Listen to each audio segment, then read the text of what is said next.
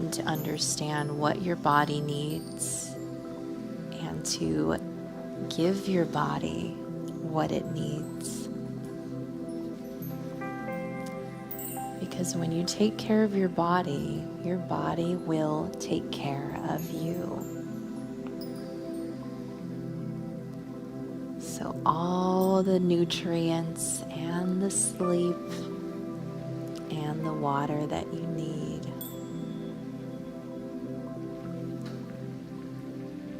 Create a daily routine and plan ahead how you're going to incorporate these things into your day. Maybe it means a regular bedtime. Maybe it means buying a really big water bottle to make sure you drink it all. Whatever's going to work for you to give your body what it needs. It's going to make you feel good, and that will raise your vibrations. Something else you can do is reduce the negativity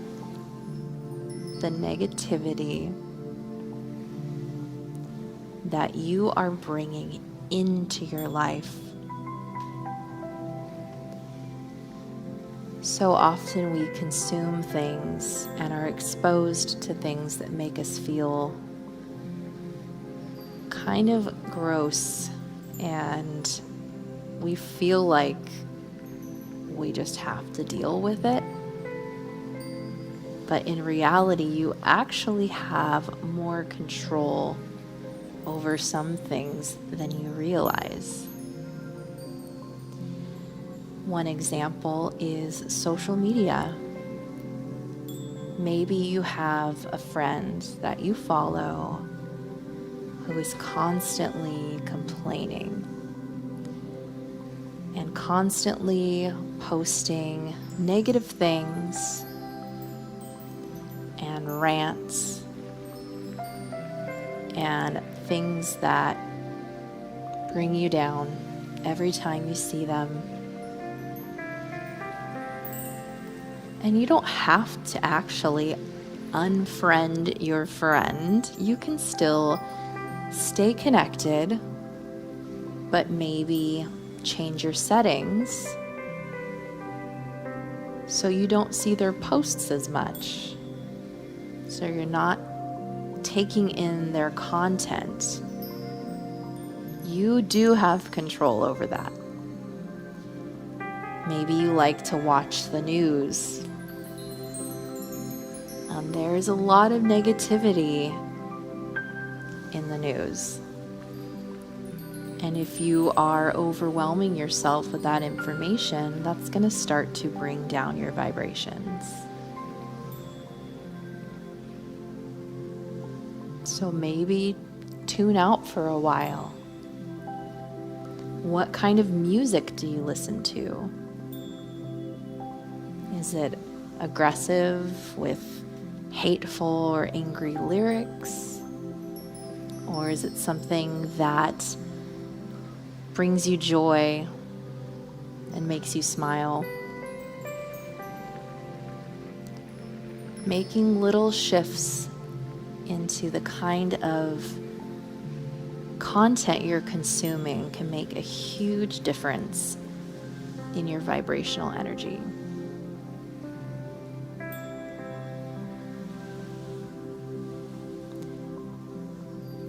Something that I love to do throughout my day is to infuse little rituals, little intentional moments that are designed to create magic throughout the day. And what I mean by this is choosing something simple like drinking a cup of tea and making it a special moment.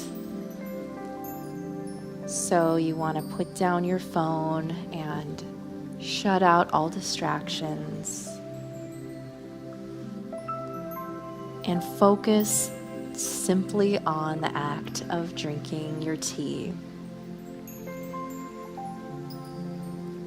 Embrace every moment of it. Watch the steam as it rises from your mug. Inhale and enjoy.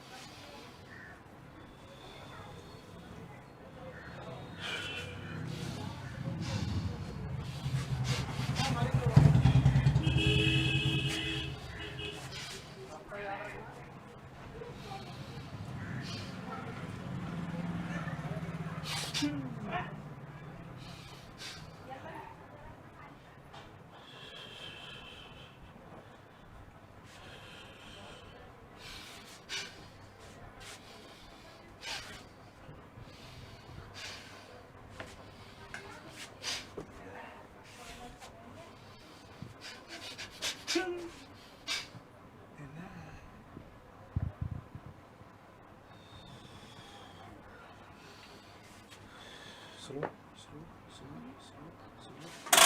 There you go.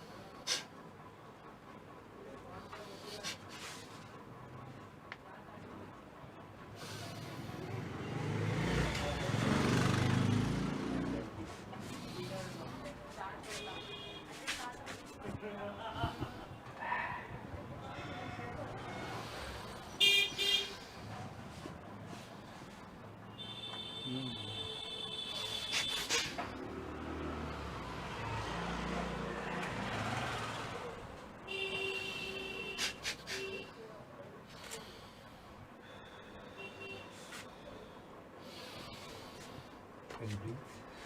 Close your eyes and breathe.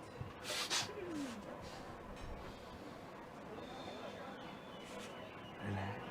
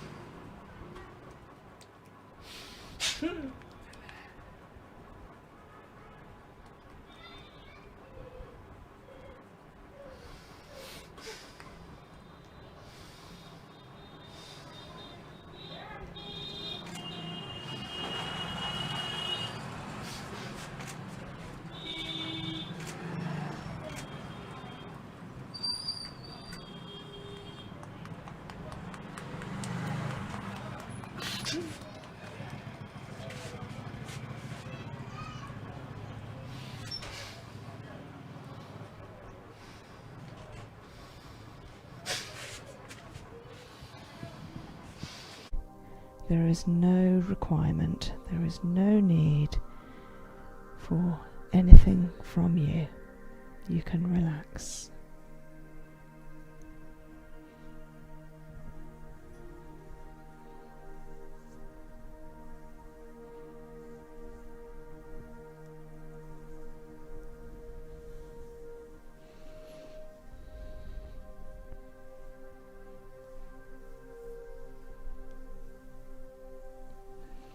So just working around the scapula on the left hand side, feeling a few knots and crunches,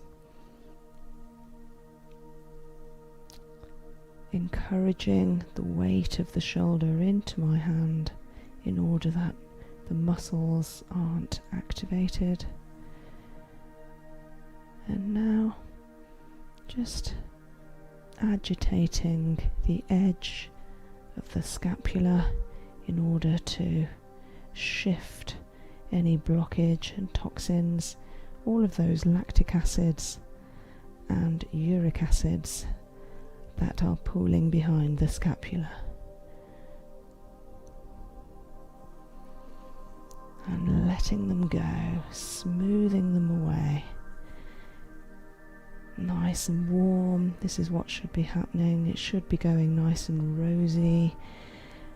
The temperature should be rising slightly to affirm that the blood has come to the area in order to provide the nutrients and dispel any toxins. That's it, it's getting smoother and smoother.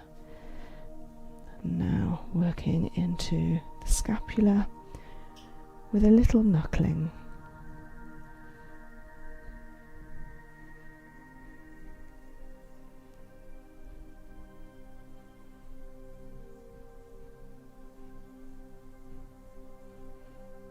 That feels good there.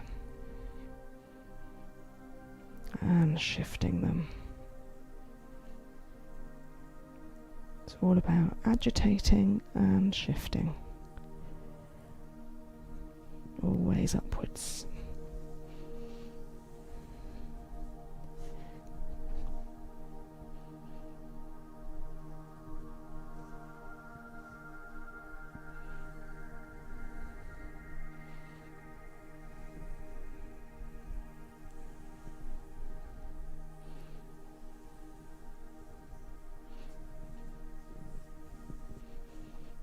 And then drawing that shoulder down to encourage the lengthening of the top muscle, which is the trapezius here, little clicking, and the deltoid over the shoulder point. And coming round to the other side.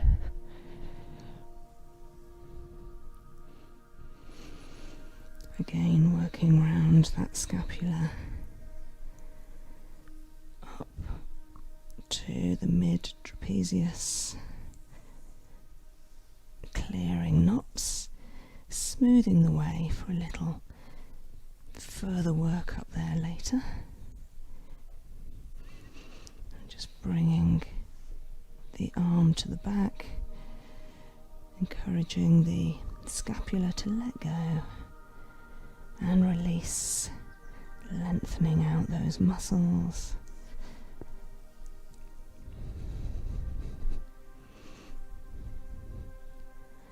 Working round the edge of the scapula, up, across and down.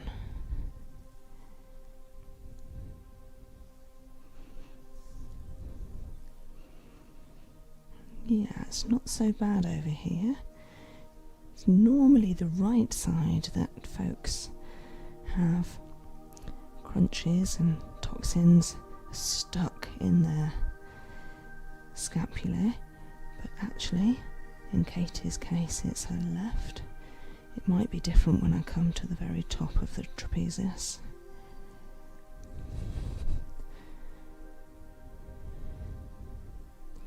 And now knuckling over the flat of the scapula where those toxins do like to sit, all those free radicals. A little agitation on that flat bone, that lovely plateau.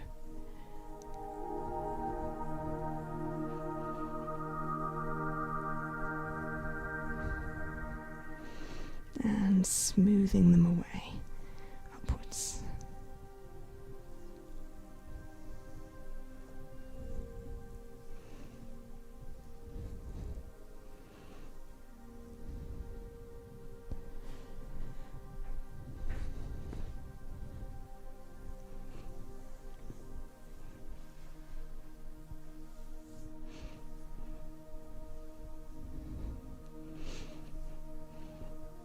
Drawing that shoulder down, encouraging it to lengthen.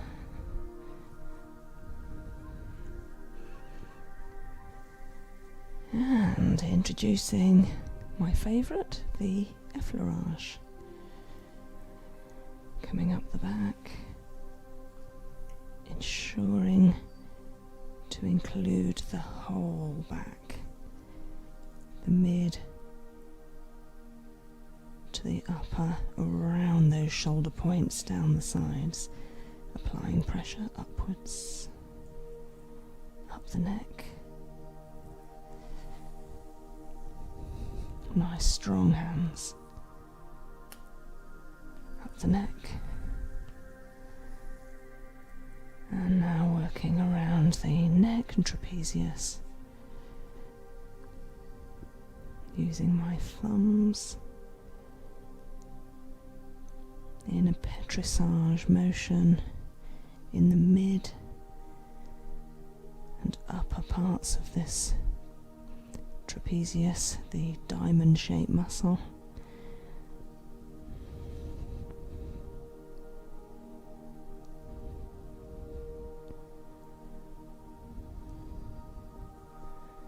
And into the neck.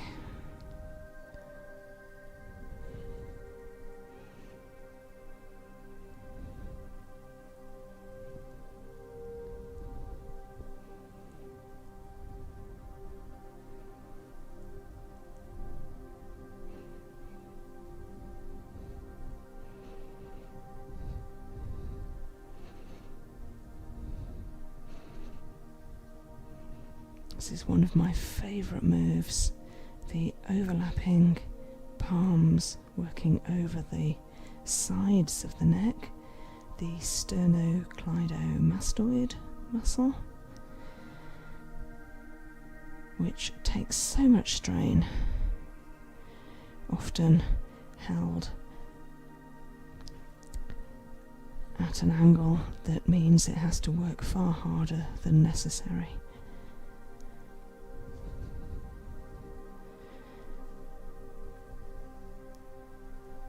It's a lovely smoothing action. And the other side.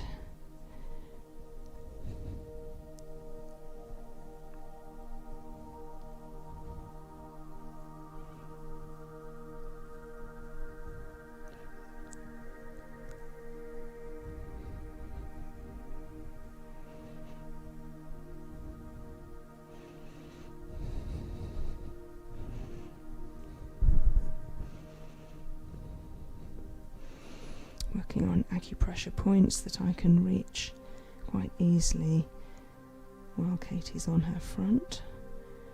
The central occiput point, the gallbladder meridian and the bladder meridian. These are located dead centrally, and then just 2 centimeters in each direction from the center, and then again under the saddle joint of the ear. Stimulate, focus, create healing.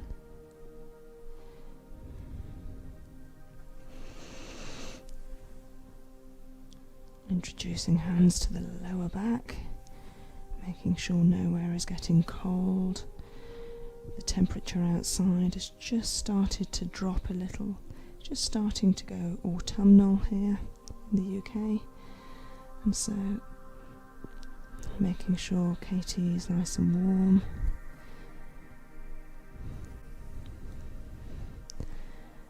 And looking at the lower back now, and I'm parting my hands at the waist, fingers pointed downwards, right the way down to the couch. This is a wonderful area at the muscle called the obliques, which relaxes and relieves tension in that area that can actually hold a lot of tension at our waist area. We don't often massage or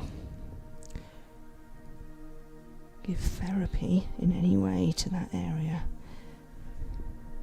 It can be quite sensitive, it can be a ticklish area, and the reason we get ticklish is when there is tension.